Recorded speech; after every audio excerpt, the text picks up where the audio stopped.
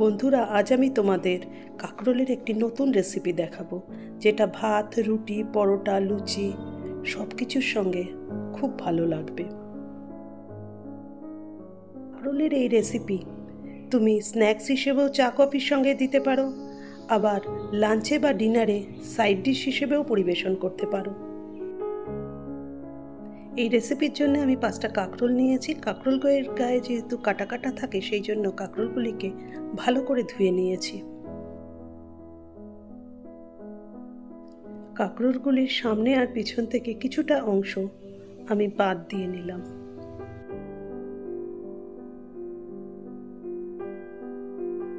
এই কাঁকরোলগুলিকে আমরা ফুটন্ত জলের মধ্যে 1 মিনিট ফুটিয়ে নেব। কাঁকরোলগুলিকে 1 মিনিট ফুটিয়ে আমরা গ্যাস বন্ধ করে ঢাকা দিয়ে কিছুক্ষণ রেখে দেব। এতে কাঁকরোলগুলি সেদ্ধও হবে আর ঠান্ডাও হয়ে যাবে। অন্যদিকে একটি পাত্রে 3 চামচ বেসন নিলাম। অল্প আঁচে ভেজে নিলাম, যাতে বেসন থেকে কাঁচা গন্ধটা চলে যায়। এইদিকে কাঁকরোলগুলি হাফ সেদ্ধ হয়ে গেছে আর ঠান্ডাও হয়ে গেছে। আমরা জল থেকে তুলে একটা পাত্রে নিয়ে নিলাম। প্রত্যেকটা কাঁকরোলকে জল ছড়িয়ে অর্ধেক করে কেটে নেব আমরা। একটা ধারালো চামচ দিয়ে কাঁকরোলের মাঝখান থেকে শাঁসটা আমরা আলাদা করে একটা পাত্রের মধ্যে নেব। বলো তো বন্ধুরা, তোমরা কে কোথা থেকে আমার ভিডিওটা দেখছো? প্লিজ আমাকে কমেন্ট করে জানিও, আমার জানার খুব আগ্রহ। সব কাঁকরোলের শাঁসগুলি আমরা আলাদা করা হয়ে গেছে। এবার ওই শাঁসগুলি একটা মিক্সিং জারের মধ্যে ঢেলে দিলাম।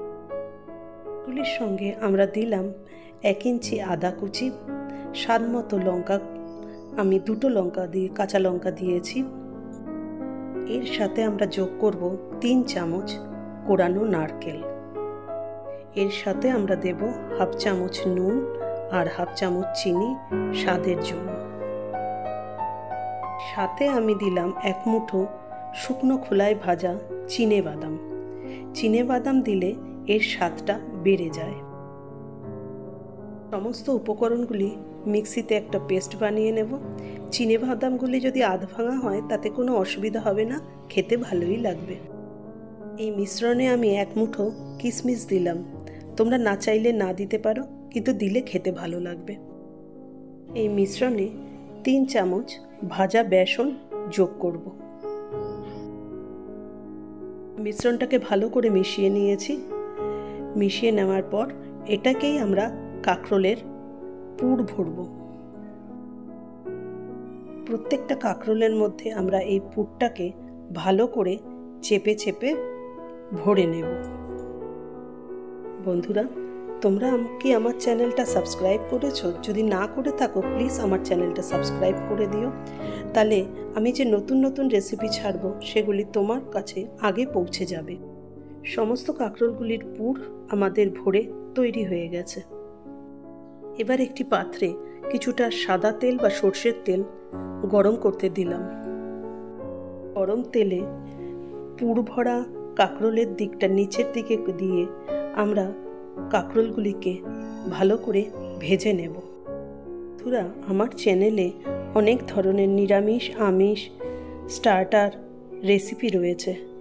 তোমরা আমার চ্যানেল থেকে দেখে নিতে পারো। মিনিট 1.5-2 ভাজার পর কাঁকরোলের পুরের দিকটা লালচে হয়ে আসলে আমরা উল্টে দেব আর ঢাকা দিয়ে 2-3 মিনিট রান্না করব সেদ্ধ হওয়ার জন্য। ভাজা কাঁকরোলগুলি এবার আমরা একটা পাত্রের মধ্যে নিয়ে নেব। এই পুরভরা কাঁকরোল তোমরা যেমন স্ন্যাক্স হিসেবে চা কফির সঙ্গে খেতে পারবে, তেমনি গরম ভাত ডালের সঙ্গেও এর জুড়ি মেলা ভার।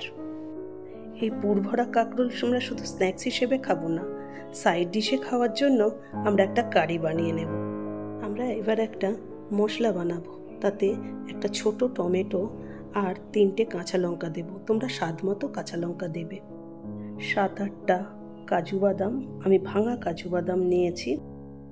1 চামচ টক দই দিয়ে আমরা একটা মিহি পেস্ট বানিয়ে নেব। একই তেলে আমরা 1/2 চামচ গোটা জিরা, 1 ইঞ্চি দারচিনি, 3-4টে এলাচ, 3-4টে লবঙ্গ, একটা তেজপাতা দিয়ে মিনিট খানেক ভেজে নেব। এবার আমরা ওই তেলে খানিকটা শুকনো মশলা দেব। 1/2 চামচ হলুদ গুঁড়ো, 1/2 চামচ কাশ্মীরি লঙ্কা গুঁড়ো আর অল্প জল দিয়ে ভালো করে কষিয়ে নেব। তাতে তরকারির কালারটা খুব সুন্দর আসবে। মশলাটা ভালো করে কষানো হয়েছে আর তেলও বেরিয়ে এসছে। এবার আমরা এর মধ্যে আগে থেকে তৈরি করা যে কাঁচা লঙ্কা, কাজু, টমেটোর যে পেস্ট বানিয়েছিলাম সেটা দিয়ে ভালো করে কষাবো। সময় নিয়ে ঢাকা চাপা দিয়ে ভালো করে এই মশলাটা কষাতে হবে। এই কষানোর ওপরই তরকারির স্বাদ নির্ভর করবে। কষানোর পর আমরা এতে কিছু গুঁড়ো মশলা দেব। 1/2 চামচ ধনে গুঁড়ো, 1 চামচ জিরে গুঁড়ো, 1/2 চামচ লাল লঙ্কার গুঁড়ো, স্বাদ মতো লবণ। নিরামিষ রান্নায় একটু চিনি না দিলে ভালো লাগে না, তাই 1/2 চামচ চিনি দেব আর অল্প একটু জল দিয়ে আমরা ভালো করে কষাতে থাকব। কষাতে কষাতে ঢাকা চাপা দিয়ে কিছুক্ষণ রান্না করব, যতক্ষণ পর্যন্ত না মশলা থেকে তেল বেরিয়ে আসে। মশলার থেকে সুন্দর তেল বেরিয়ে এসছে। এবার গ্রেভির জন্য 1 কাপ জল দিয়ে আমরা জলটাকে ফুটতে দেব। ও বন্ধুরা, তোমাদের যদি এই রান্নাটা ভালো লেগে থাকে তাহলে কিন্তু তোমরা লাইক, কমেন্ট, শেয়ার করতে ভুলো না। তোমাদের কমেন্টের কিন্তু অপেক্ষায় আমি রইলাম। ঝোলটা ফুটে উঠেছে।